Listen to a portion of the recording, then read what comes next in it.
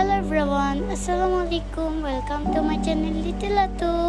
First time বলে দিচ্ছি এই ভিডিওটা 1 মাস আগের।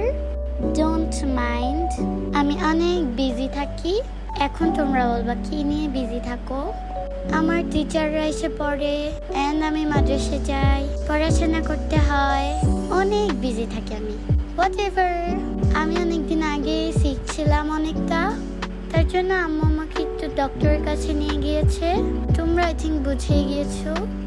দেন ডক্টর দেখিয়ে স্ট্রিটে আমার জন্য কিছু কিনতে চলে গেলাম।